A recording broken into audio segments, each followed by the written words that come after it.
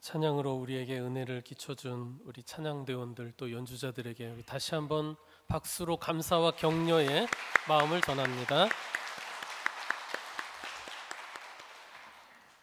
우리 서로 인사 나누겠습니다. 사랑합니다. 축복합니다.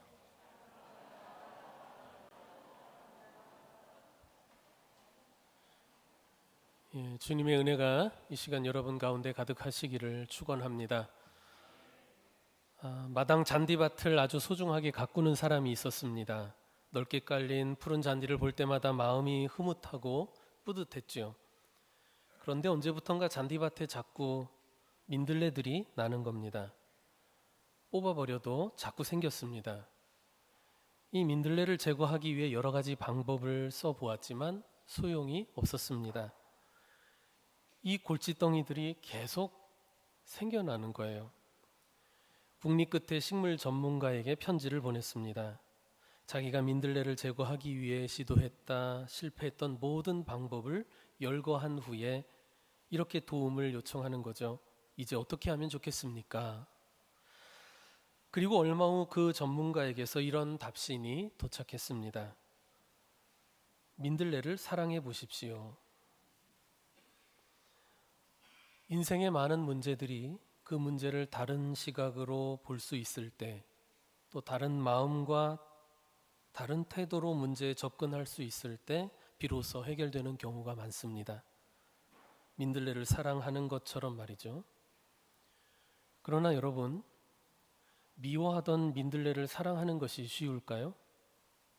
골칫덩이로 여기며 제거하고 싶던 민들레를 사랑하게 될 수 있을까요? 그게 용이한 일인가요? 마음을 고쳐 먹으면 될까요? 그리고 마음이 어디 쉽게 고쳐 먹어지나요? 그 민들레 같은 대상이 사람인 경우는 더 힘들지 않을까요? 미워하고 싫어하던 사람을 사랑하는 것, 그것이 분명히 그리스도인의 이상적인 해결책인 것은 알겠지만 그게 얼마나 실천 가능할지는 정말 의심스럽지 않습니까? 내 주위에 민들레 같은 사람이 있을 수 있습니다. 나하고 잘 맞지 않고 나를 힘들게 하는, 그래서 함께 하고 싶지 않은 민들레 같은 사람이 있을 수 있죠. 그러면 저 사람이 없었으면 하고 내심 바랄 수도 있겠고, 그와 더 이상 얽히고 싶지 않아 의도적으로 멀리하거나 심한 경우에는 부딪혀 싸울 수도 있을 겁니다. 그런데 그렇게 상대방에 대해 가져왔던 나쁜 감정이나 생각들을 버리고 상대방을 사랑하게 된다는 것이 쉬운 일이겠냐고요. 그게 가능하긴 할까요? 차라리 민들레는 꽃이니까, 풀이니까 마음이 바뀔 수도 있을 것 같은데 사람은 쉽지 않을 것 같아요.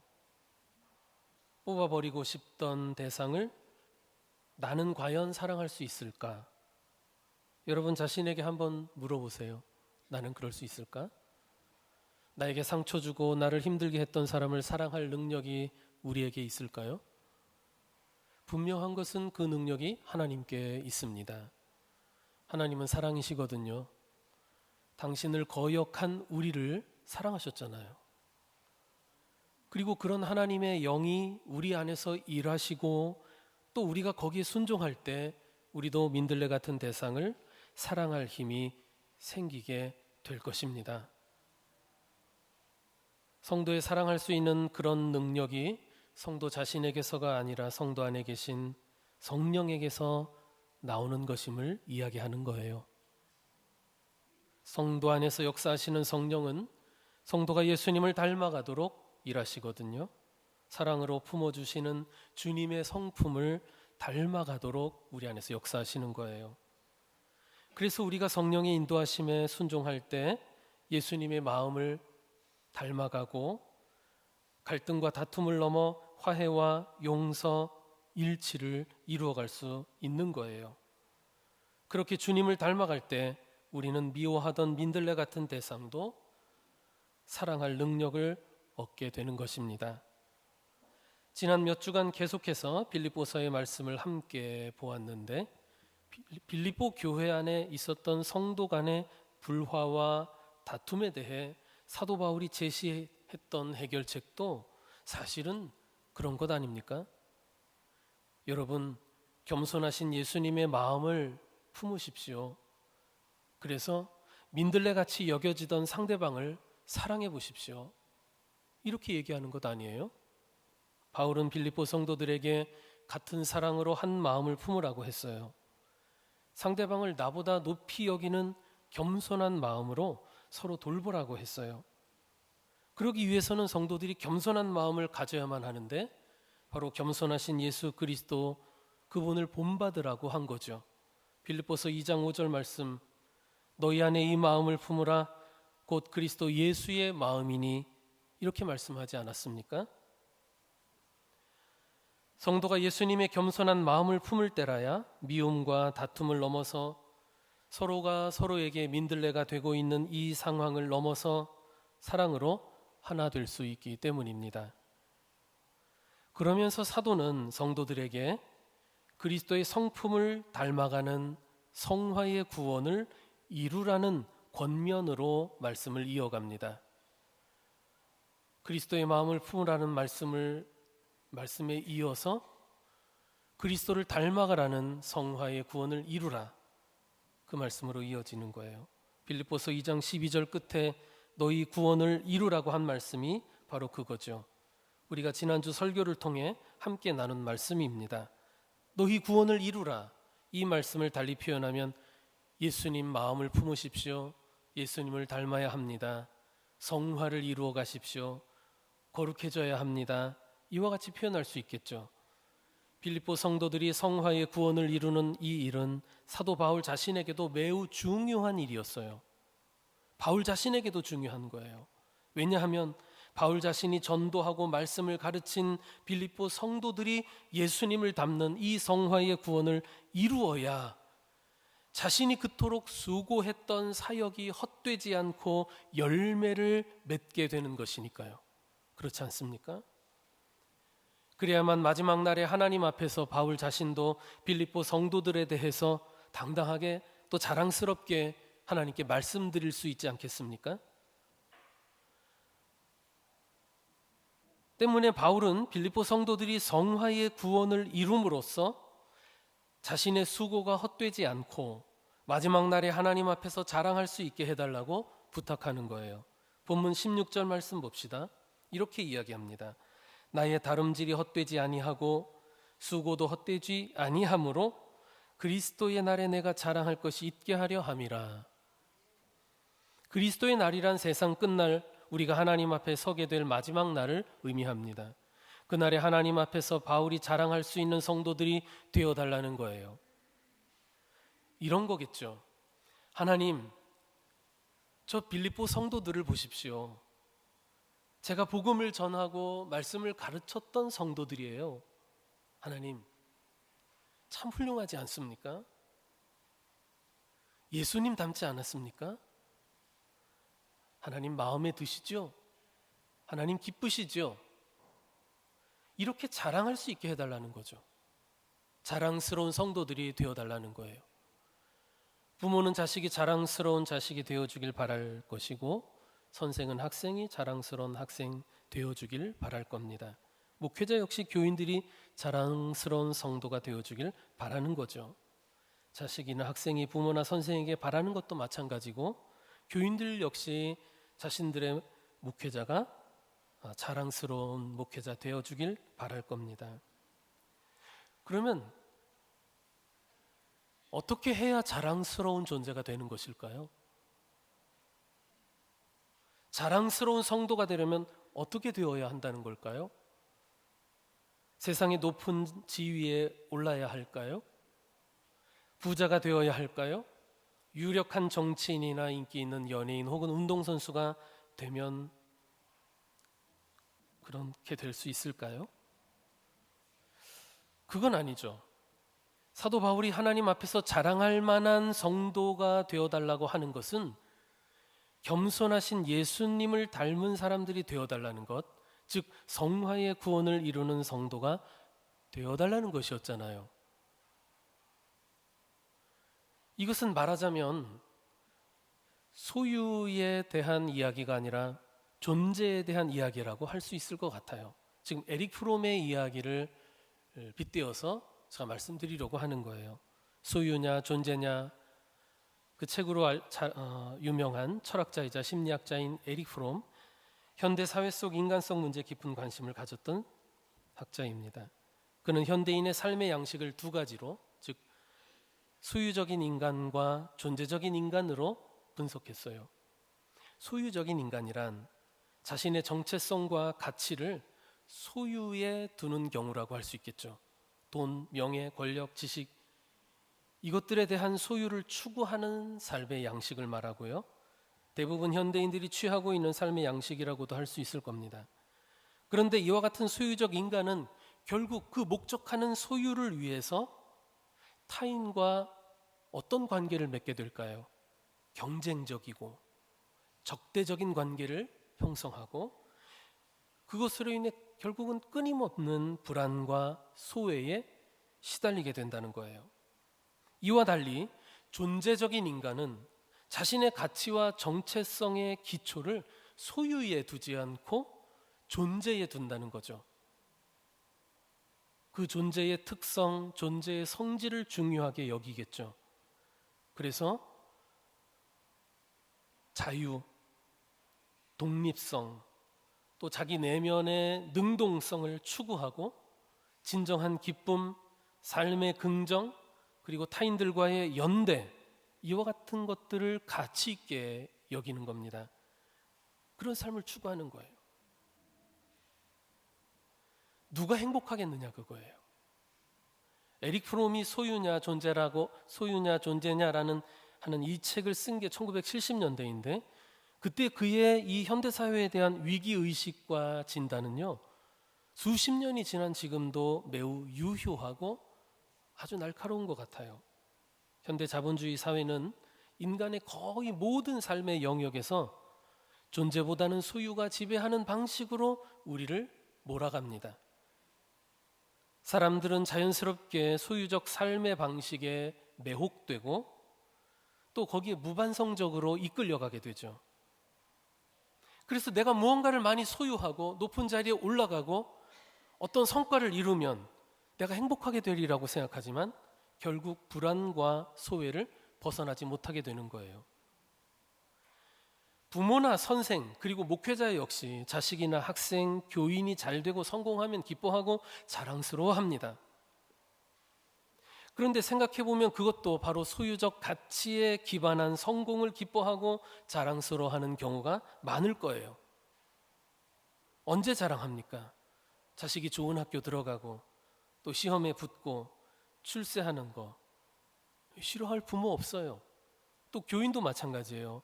교인이 좋은 직장 들어가고 세상에서 성공하고 돈 잘 벌고 명예 얻고 싫어할 목회자가 어디 있겠습니까? 기쁘고 자랑할 만한 일인 건 분명해요. 하지만 소유적인 삶의 양식은 결국 우리를 불안과 소외 가운데로 내몰 것이다 라고 하는 이 경고를 우리는 무시해서는 안 됩니다. 이렇게 생각해 봅시다. 우리에게 기쁘고 자랑스러운 일이 언젠가는 슬프고 수치스러운 일로 변할 수 있습니다. 예컨대 예를 들어서 우리 교회 교인 중에 무슨 국회의원이나 대통령 같은 정치인이 나오면 처음에는 기쁘고 자랑스러울 수 있겠죠. 목회자도 막 다니면서 자랑할 거예요. 우리 교회에 이런 사람 있다라고요. 그런데 그 정치인이 나중에 비리와 악행이 드러나서 손가락질 받고 감옥에 가고 그러면 그 자랑은 금방 수치로 변하게 될 겁니다.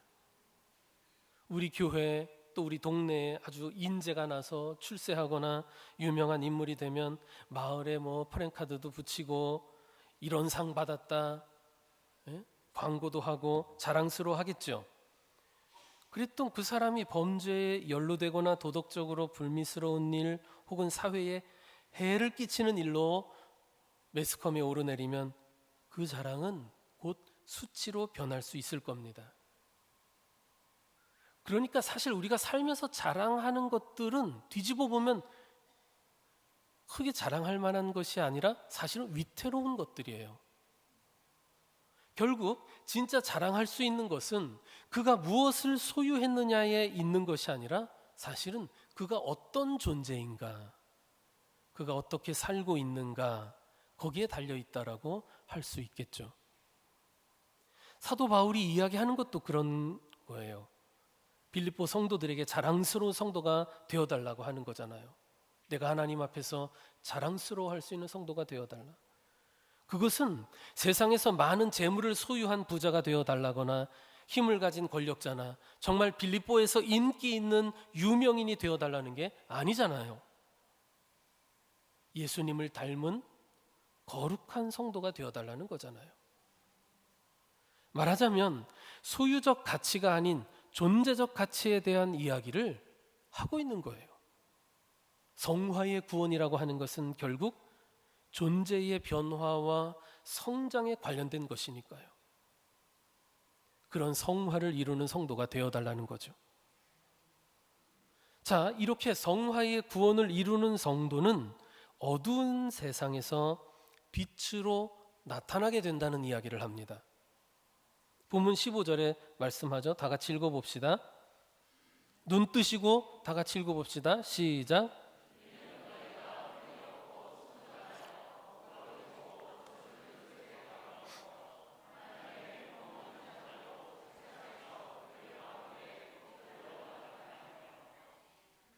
아멘.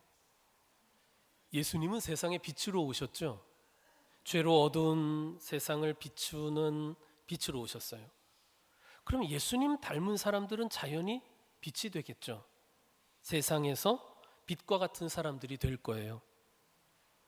그런데 그가 빛을 내는 것은 바로 그의 재물이나 지위나 그가 가진 권력 때문이 아닌 거죠.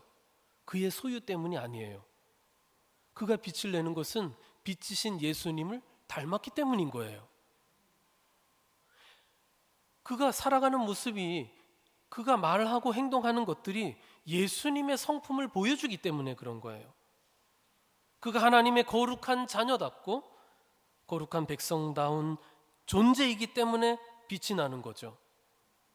15절에 이는 너희가 흠이 없고 순전하여 하나님의 흠 없는 자녀로 빛을 낸다고 말씀하지 않습니까? 하나님의 자녀다운 성결한 생활이, 순전한 생활이 어두운 세상에서 빛이 된다는 거죠. 내가 빛이 돼야지, 빛을 내야지. 그래서 빛을 내나요? 그런 뜻이 아니에요. 그가 주님을 닮으면 자연스레 빛이 나는 거예요.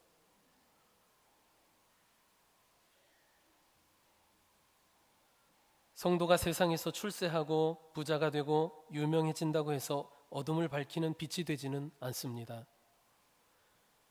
성도의 내면과 행실이 깨끗하고 거룩할 때, 성결할 때 의도하지 않아도 빛이 되는 거예요. 우리가 신앙생활 하면서 하나님을 예배하고 또 회개하고 기도하고 말씀을 듣고 묵상하고 또 주의 일에 봉사하고 실천하는 우리의 모든 것들이 성령의 도우심을 통해 우리 자신을 흠없고 순전한 성도로 만들어주는 은혜의 수단들인 거예요. 예수님을 닮은 순전한 성도가 되기 위해 우리가 예배에 힘쓰고 기도하고 말씀 보고 봉사하는 일에 참여하고 하는 것 아닙니까? 뭐 다른 목적 있으세요? 전에도 말씀드렸지만 우리가 이 땅에서 해낼 수 있는 성과 크면 얼마나 크겠습니까?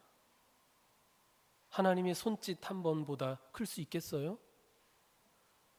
그 일들을 통해서 우리에게 기대하시는 것은 결국 우리가 하나님이 목적하시는 대로 예수님을 닮은 사람들이 되어가는 거예요. 즉 성화의 구원을 이루는 성도가 되기 위해서라는 거예요. 사도 바울이 본문을 통해 우리에게 이야기해 주는 것도 바로 그거잖아요. 본문 15절을 다시 보면 이 세상을 이렇게 표현해요. 어그러지고 거스르는 세대. 어그러졌다는 건 비뚤어졌다는 거고 거스른다는 건 거역한다는 뜻이잖아요. 이 세상과 사람들 본성은 바로 죄로 인해 비뚤어지고 타락했어요. 하나님의 뜻을 거역하죠. 달리 표현하면 사람들이 자기 소견에 좋은 대로 행합니다. 하나님 말씀보다 자기 욕망과 생각을 따라 살아갑니다. 그러면서 마음과 몸을 죄의 도구로 전락시키죠. 어두운 세상은 그게 자연스러워요. 그렇게 살아가요. 아니, 그런데 그 어두운 세상 속에서 하나님의 말씀을 붙들고 그 말씀대로 살아가면서 예수님을 닮은 그런 사람이 되어갈 때 그 사람은 의도하지 않아도 이 어두운 세상에서 드러난다는 거예요. 빛이 된다는 거예요. 어둠을 밝히는 빛이 되는 거예요. 여러분 중에 혹시 이렇게 생각하십니까? 아, 나 같은 사람이 빛을 낸다고? 나같이 별 볼 일 없는 사람이 빛을 낸다고? 나는 그런 목적도 없는데? 예, 말씀드렸잖아요. 내가 빛을 내야지 해서 빛이 나는 게 아니에요. 내가 작다고 해서 빛이 의미 없는 것이 아닙니다. 빛은요, 아무리 작아도 어둠을 밝히기 마련입니다. 제가 전에 총평에서 목회했잖아요. 밤마다 나가서 걸었어요. 여름에도 봄에도 사시사철 제 아내랑 밤마다 나가서 걸었는데 시골은 엄청 깜깜합니다. 산길 걸으면 엄청 깜깜한데 여름이면은 반딧불이 어마어마하게 많이 보여요. 여름에 반딧불이 내가 빛을 내야지, 이 어두운 세상을 밝혀야지, 뭐 그런 사명감 갖고 빛을 내는 줄 아십니까? 개는 원래 빛을 내는 거예요. 우리도 마찬가지예요. 존재 자체가 빛이 나요. 이 세상이 어둡기 때문에 우리가 의도하지 않아도 존재 자체가 빛을 내는 겁니다. 드러내요. 그리고 아무리 작은 빛이라도 어둠을 밝힌다고 했죠. 이렇게 길을 가다 보면 저 멀리서 작은 불빛이 올 때가 있어요. 어두운데. 그러면 압니다. 아, 자전거가 오는구나. 점점 가까워질수록 빛이 밝아지죠. 멀리서도 알 수 있는 거예요. 잭 캔필드가 쓴 영혼을 위한 닭고기 스프라는 유명한 책이 있었죠. 거기에 나오는 이야기입니다.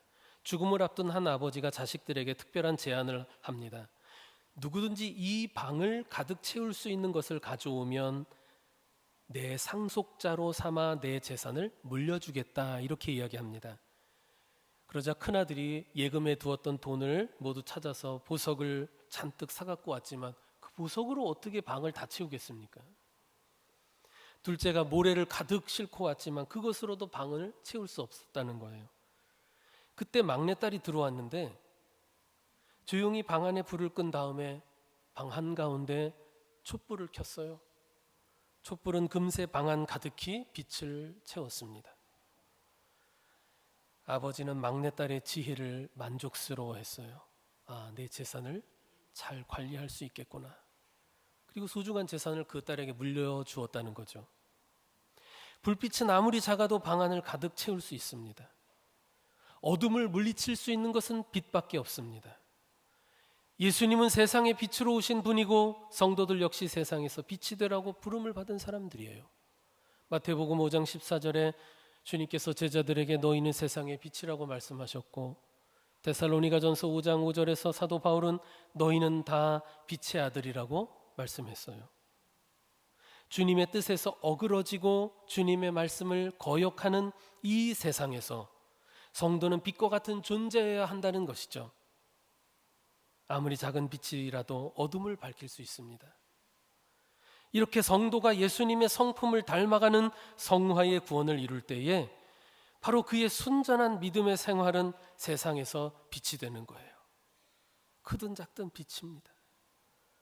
뿐만 아니라 그 믿음, 그의 그런 삶은 하나님의 말씀이 생명의 말씀이라는 것을 입증하게 됩니다. 성도의 거룩한 생활이 바로 하나님의 말씀이 진리이자 생명의 말씀이라는 것을 입증해낸다는 거예요. 본문 15절 끝에 빛들로 나타내며 라는 말씀에 이어서 16절에서 생명의 말씀을 밝혀라고 하는 말씀이 나오죠. 바로 그런 뜻이에요. 그러니까 성도의 성화를 이루는 생활은 세상에서 빛이 될 뿐 아니라 생명의 말씀을 드러내게 된다라는 거예요. 생명의 말씀을 드러낸다. 이게 무슨 뜻이냐면 이 성도는 순전한 생활을 어떻게 합니까? 그리스도인의 예수님 닮은 삶을 어떻게 이루어가요? 하나님의 말씀에 항상 복종하여, 앞에 말씀했듯이 순종을 통해, 말씀에 순종해서 예수님을 닮아가는 삶을 이루게 돼요. 근데 그것을 통해서 무엇을 입증해내게 되냐 하면, 저 사람이 순종하고 있는 하나님의 말씀이야말로 진리와 생명의 말씀이구나라는 것을 그의 삶을 통해 입증해낸다는 뜻이에요. 이해가 되시나요? 더 이상 쉽게는 설명 못할 것 같아요. 네. 여러분, 우리는 하나님의 말씀이 진리이자 생명이라는 것을 믿어요. 그러나 세상에서 하나님의 말씀이 진리이자 생명이라는 것을 세상에서 우리가 어떻게 입증해냅니까? 무엇으로 입증해요? 철학적인 수사? 논리적인 표현으로? 아니죠. 말씀에 순종하는 성도의 깨끗하고 거룩한 생활을 통해 그 말씀에 진짜 생명이 있다는 것을 드러내게 된다는 거예요. 결국 성화의 구원을 이루는 성도의 흠없고 순전한 생활은 어그러지고 거스르는 세대 가운데서 어둠을 밝히는 빛이 될 뿐 아니라 이 하나님의 말씀이 생명의 말씀이라는 그 사실을 세상에 드러내게 된다는 거예요. 내가 비춰야지, 내가 드러내야지, 입증해야지, 그렇게 의도해서 되는 게 아니에요. 하나님 말씀을 따라 살아갈 때 나는 모를지라도, 나는 인식하지 모를지라도 이미 빛나고 있어요. 이미 입증해내고 있는 거예요. 이렇게 빌립보 성도들이 성화의 구원을 이루어서 빛을 비추고 또 생명의 말씀임을 입증해낸다면 그것은 누구의 자랑이 된다는 거예요? 바로 그들을 전도하고 그들을 말씀으로 가르친 사도 바울에게 자랑이 되죠. 자기의 수고가 헛되지 않았다는 것을 또한 입증하는 일이잖아요. 마지막 날에 하나님 앞에서 자랑거리가 될 것입니다. 생각해 보세요. 바울은 온갖 고초를 겪으면서 복음을 전한 사람이에요. 그런데 그 자기의 사역이, 자기의 생명을 걸고 했던 사역이 헛되지 않기를 바라는 마음이 왜 간절함이 없었겠습니까? 16절을 다시 읽어봅시다. 나의 다름질이 헛되지 아니하고 수고도 헛되지 아니하므로 그리스도의 날에 내가 자랑할 것이 있게 하려 함이라. 바울이 간절히 원하는 거예요. 자기가 생명을 걸고 복음을 전해준 빌립보 성도들이 점점 예수님을 닮아가는 모습, 그래서 세상을 비추고 또 생명의 말씀을 입증해주고 하는 그런 성도들이 되어주기를 간절히 바라는 거예요. 그것은 결국 바울 자신의 인생이 의미 있었다. 자기가 했던 그 수고와 사역이 아름다운 결실을 맺었다라는 것을 보여주는 일이기 때문입니다. 그래서 바울은 여러분 심지어 빌립보 성도들이 그렇게 성화의 구원을 이룰 수 있다면 자기는 그것을 위해 자신의 피를 뿌려 순교를 당해도 기뻐할 수 있겠다라고 이야기합니다. 17절이 그런 뜻이에요. 다 같이 읽어봅니다. 17절 시작.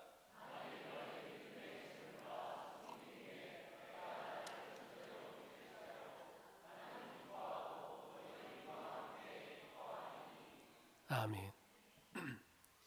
만일 너희 믿음의 재물과 섬김 위에, 그러니까 성도들이, 빌립보 성도들이 또 우리들이 하나님의 말씀에 순종하는 삶, 예수님을 닮아가는 삶, 거룩해지는 삶 산다면 그 삶 자체가 하나님께는 살아있는 재물이 되는 거예요. 로마서 12장 1절에서 말씀하는 게 그거잖아요. 하나님이 기뻐하시는 산 재물이 되는 거예요. 그런데 그 재물을 완성시키는 전제라는 것이 있어요. 바로 그 재물 위에 부어지는 포도주를 전제라고 하는데 마지막으로 붓는 거예요. 바울 자신의 순교를 암시하는 표현인데요. 빌립보 성도들이 예수님을 닮은 거룩한 성도로 세상 속에 이렇게 빛이 되고 또 하나님의 말씀의 생명을 드러낸다면 나는 그것을 위해서라면 내가 피 흘려 죽더라도 나는 기뻐할 것이다. 그런 뜻인 거예요. 그리고 18절에서 성도들을 향해 이렇게 이야기합니다. 이와 같이 너희도 기뻐하고 나와 함께 기뻐하라. 우리 그리스도인의 진정한 기쁨이 어디에 있습니까? 바로 예수님을 닮아가는 성화의 구원을 이루는 삶 그 자체에 있음을 알게 되는 거예요. 내가 무엇을 소유해서 기쁜 것이 아니에요. 잠시 기쁠 수는 있겠죠. 그러나 우리 성도들의 진정한 기쁨은 내가 예수님의 마음을 품을 때, 주님을 닮아갈 때 우리에게 진정한 기쁨이 있는 겁니다. 할렐루야. 우리가 그리스도를 닮은 사람이 되는 것에 인생에 참된 가치가 있고, 그것이 우리에게, 그리고 우리와 함께하는 사람들에게, 그리고 우리 주님에게 기쁨이 되는 줄 믿습니다. 말씀을 정리할게요. 본문은 성화의 구원을 이루도록 촉구합니다. 빌립보 성도들, 그리고 오늘날 많은 성도들이 하나 되지 못하고 분열하고 다투는 것도 엄밀하게 보자면 예수님을 닮지 못했기 때문인 것입니다. 그래서 성화의 구원을 이루라고 촉구하고 있는 거예요. 그리고 성도들이 예수님을 닮아 성화의 구원을 이루는 것이야말로 정말 주님 말씀처럼 세상에 빛이 되고 하나님의 말씀이 진리와 생명이라는 것을 입증해내는 것이며, 우리 인생을 가장 가치 있게 해주는, 그래서 가장 기쁘고 자랑스러운 일이라는 것을 오늘 본문이 우리에게 이야기해주고 있습니다. 성도 여러분, 여러분의 삶의 목적을 예수님을 닮는 것으로 목표 삼으십시오. 여러분의 존재에 목적을 두십시오. 순종과 성결의 삶을 통해 여러분의 구원을 이루어서 하나님이 기뻐하시는 우리 감남의 성도들 되시기를 주의 이름으로 축원합니다. 기도합시다. 사랑의 하나님, 주의 은혜와 사랑으로 구속함을 받은 우리 성도들이 겸손하신 주의 성품을 닮아갈 수 있도록 우리를 성령으로 도우시는 줄 믿습니다. 죄로 어두운 이 세상의 빛으로 오신 예수께서 이 세상을 구속하시고 또 비추시고 우리를 하나님의 자녀로 삼아 주셨으니, 우리도 어그러지고 거스르는 이 어두운 세대 가운데 순종과 성결의 삶을 통해 빛을 비추고 또 하나님의 말씀의 생명임을 입증하게 하옵소서. 연약한 우리, 무지한 우리를 성령의 능력과 지혜로 도우실 줄 믿사오며 예수님의 이름으로 기도합니다. 아멘.